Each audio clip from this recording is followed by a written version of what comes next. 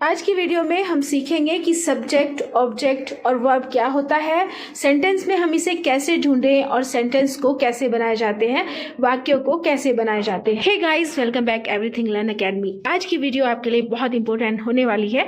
Video को बिल्कुल भी स्किप ना करें, लास्ट तक जरूर देखें। सेंटेंस को बिल्कुल आसानी से बनाना सीखेंगे और समझना भी सीखेंगे। तो चलिए आज हम बताने जा रहे हैं कि कैसे हम सब्जेक्ट, वर्ब और ऑब्जेक्ट का यूज करके सेंटेंस को बनाते हैं। सब्जेक्ट, वर्ब और ऑब्जेक्ट ये सेंटेंस में कहाँ होते हैं, तो चलिए जान लेते हैं। सबसे पहले हम सब्जेक्ट को ले लेते हैं।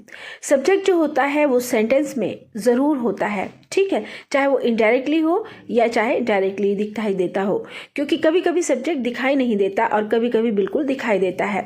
अब सब्जेक्ट जो होता है उसको हिंदी में कर्ता भी बोला जाता है। सेंटेंस में जो कर्ता होता है वो डूअर ऑफ एन एक्शन की तरह काम करता है। अब हिंदी में इसको समझ लेते हैं कि डूअर ऑफ एन एक्शन क्या है। मतलब ये सब्जेक्ट जो होता है वो सेंटेंस में काम करता है, कोई एक्शन करता है। तो देख लीजिए, इसको हिंदी में ऐसे समझते हैं, सब्जेक्ट यानी कर्ता वो व्यक्ति अथवा वस्तु होता है जो वाक्य में कोई काम करता है या काम से सीधे सीधे जुड़ा हुआ होता है। ठीक है, आपने सेंटेंस में देखा होगा कि हमारे सेंटेंस में कोई ऐसा वर्ड ज़रूर होता है जो कि हमें, जिससे शो हो रहा है कि वो सेंटेंस में काम कर रहा है। वो चाहे इनडायरेक्ट वे में हमें दिखाई दे या डायरेक्टली हमें वो शो हो रहा होता है। ठीक है, अब चलिए जान लेते हैं कि सेंटेंस में सब्जेक्ट कौन कौन से हो सकते हैं, कहाँ कहाँ सब्जेक्ट होते हैं, कैसे पहचाने कि कौन सब्जेक्ट है। जैसे आई मीन्स मैं होता है, ये हमारा सब्जेक्ट है। अगर सेंटेंस में वी हो, वी मीन्स हम, ये भी सब्जेक्ट है। यू तुम या आपके लिए यूज होता है, ये भी सब्जेक्ट है। दे मीन्स होता है वे लोग, ये भी सब्जेक्ट है। ही मीन्स वह होता है, ये पुरुषों के लिए यूज होता है, ये भी सब्जेक्ट है। शी मीन्स भी वही होता है, ये स्त्रियों के लिए यूज होता है, ये भी सब्जेक्ट है।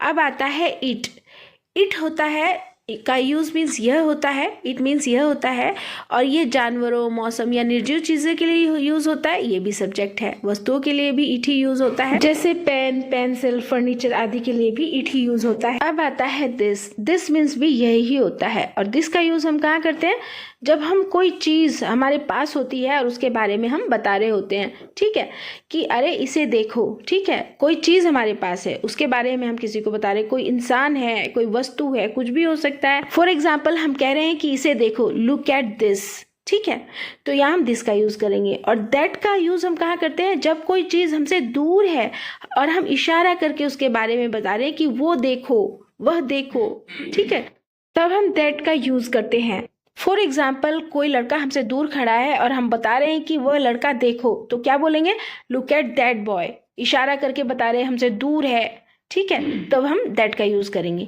दीज का मतलब भी ये सब होता है। अब लास्ट है दोज मीन्स होता है वो सब। तो ये जो जितने भी वर्ड्स थे, जितने भी शब्द आते हैं सेंटेंस में, ये सब सब्जेक्ट बनने का काम करते हैं, इनको हम सबको सब्जेक्ट कहते हैं। सेंटेंस में एक चीज़ आपको और ध्यान रखनी है कि सब्जेक्ट जो होते हैं वो नाउन और प्रोनाउन दोनों हो सकते हैं। इट कैन बी नाउन और प्रोनाउन, ठीक है, ये आपको ध्यान रखना है। मतलब ये नाउन भी हो सकते हैं और प्रोनाउन भी हो सकते हैं।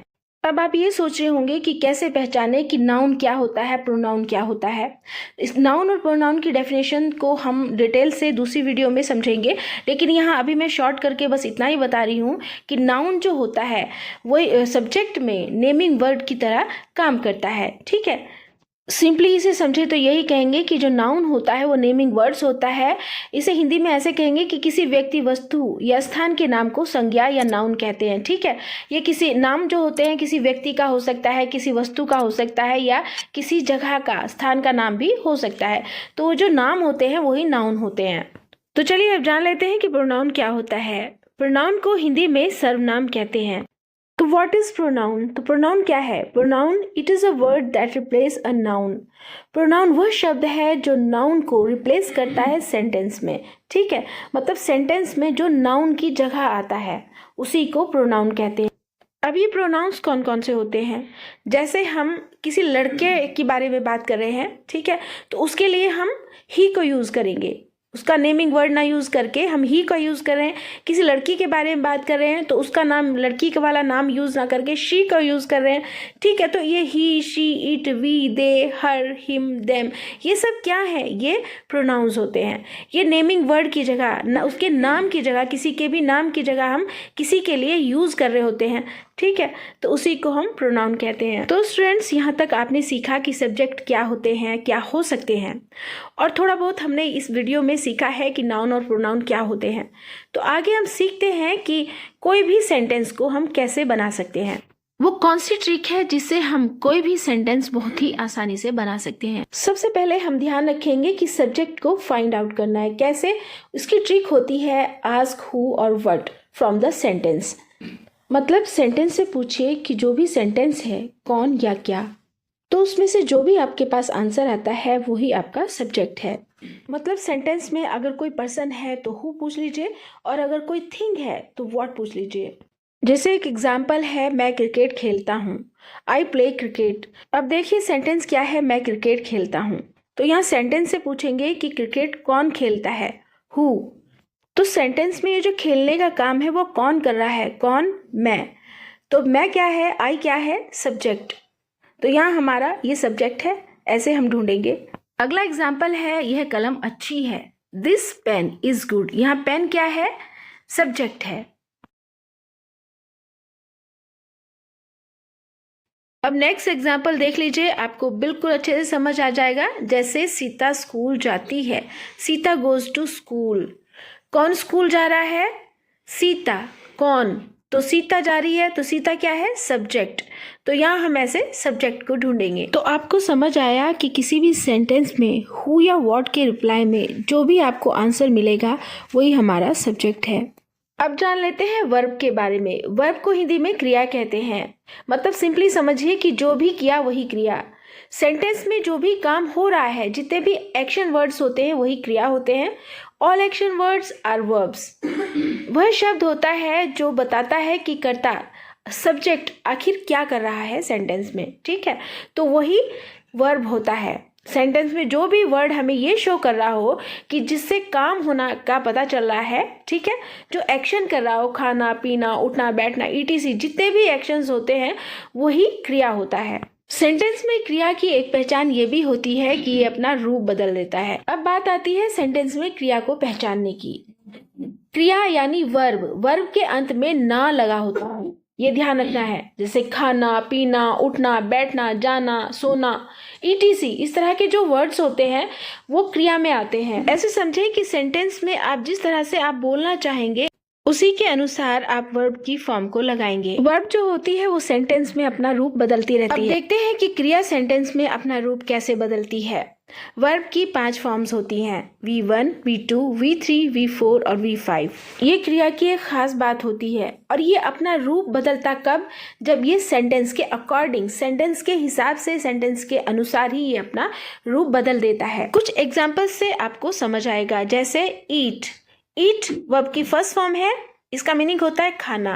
एट वर्ब की सेकंड फॉर्म है, इसका मीनिंग है खाया। ईटन, ईटन थर्ड फॉर्म है वर्ब की, इसका मीनिंग होता है खा चुका है। ईटिंग, ईटिंग जो होती है ये वर्ब की फोर्थ फॉर्म है और इसका मीनिंग होता है खा रहा है। और ईट्स, ईट्स होता है वर्ब की 5 फॉर्म।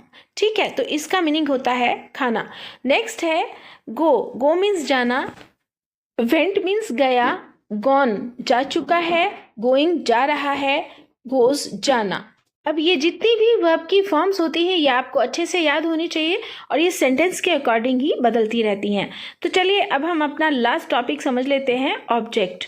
ऑब्जेक्ट को हम कैसे पहचानें और ऑब्जेक्ट क्या होता है सेंटेंस में, ये जानेंगे। ऑब्जेक्ट को हिंदी में कहते हैं विषय वस्तु। ऑब्जेक्ट क्या होता है? ऑब्जेक्ट रिसीवर ऑफ एक्शन होता है।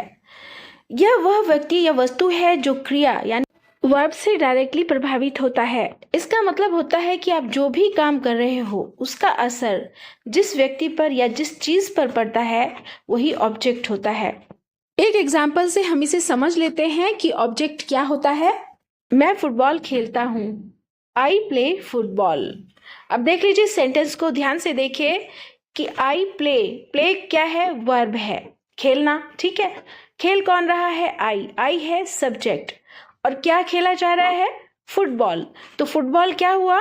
ऑब्जेक्ट। और खेलना हमारा वर्ब हुआ, ठीक है। और फुटबॉल हमारी यहाँ पर ऑब्जेक्ट हो जाता है। सेंटेंस में ऑब्जेक्ट को हम कैसे पहचान लेंगे? एक ट्रिक ये भी है कि हम सेंटेंस को पहले रीड करेंगे, पढ़ेंगे और उसमें देखेंगे काम है हमारा वो क्या हो रहा है, ठीक है। कैसे आइडेंटिफाई करेंगे? कि find the verb action in the sentence. Sentence में काम क्या हो रहा है। फिर वर्ब से क्वेश्चन कीजिए, क्या या किसे, मतलब वर्ब से पूछिए व्हाट या हुम। इसके आंसर में जो भी आ जाएगा वही हो जाएगा आपका ऑब्जेक्ट। अगर कोई पर्सन है तो हुम पूछ लीजिए और अगर कोई थिंग है तो व्हाट पूछ लीजिए। जैसे कुछ एग्जांपल्स हैं, इनसे आप अच्छे से समझ लीजिए। मैं अंग्रेजी बोलता हूँ, I speak English. I speak English. तो मैंने आपको क्या बताया कि ऑब्जेक्ट को फाइंड आउट करने के लिए सबसे पहले वर्ब को खोजना होता है, ढूंढना होता है। इस सेंटेंस को ध्यान से देखिए कि इस सेंटेंस में काम क्या हो रहा है। यहाँ बोलने का काम हो रहा है, आई स्पीक इंग्लिश। तो स्पीक क्या हुआ? वर्ब हुआ। काम क्या हो रहा है? स्पीक करना हो रहा है, बोलना होगा। तो अब आप यहाँ पर वर्ब से क्वेश्चन कीजिए कि मैं क्या बोलता हूँ, तो आपको आंसर में मिलेगा इंग्लिश। जो इंग्लिश है वही आपका ऑब्जेक्ट है, ठीक है। तो आप ऐसे फाइंड आउट करते हैं। नेक्स्ट देख लीजिए, आई मीट हर, मैं उससे मिला। अब देखिए इस सेंटेंस को ध्यान से देखिए कि यहाँ काम क्या हो रहा है? मिलना, ठीक है। मिलना क्या है? मीट क्या है? वर्ब है। तो अब वर्ब है और आई क्या है? सब्जेक्ट है। कौन मिला? मैं मिला, ठीक है। मैं उससे मिला, किससे? हर से। तो हर क्या हुआ यहाँ पर? हमारा हर हमारा ऑब्जेक्ट हुआ। तो यहाँ तक हमने सीखा कि सब्जेक्ट क्या होता है, वर्ब क्या होती है, कैसे पहचानते हैं और ऑब्जेक्ट को कैसे पहचानते हैं, ऑब्जेक्ट क्या होता है। तो अब यहाँ पर आपको कुछ सेंटेंसेस दिए जा रहे हैं जिसमें आप पहचानेंगे कि सब्जेक्ट कहाँ है, ऑब्जेक्ट कहाँ है और वर्ब कहाँ है। और इनमें से किसी एक को भी या फिर तीनों को ही अगर आप कर लेते हैं और कमेंट बॉक्स में आप मुझे लिख कर बताइए, कोई एक भी अगर कर लेते हैं तो मैं समझूंगी कि आज की जो वीडियो है वो आपको अच्छे से समझ आई है, ये पूरा कॉन्सेप्ट जो है आपका क्लियर हुआ है। ओके स्टूडेंट्स, मिलते हैं फिर नेक्स्ट वीडियो में। चैनल पर अगर पहली बार आए हैं तो चैनल को सब्सक्राइब कर दीजिए, बेल आइकन को दबा दीजिए ताकि आने वाली वीडियो आपको सबसे पहले मिल जाए। Thank you.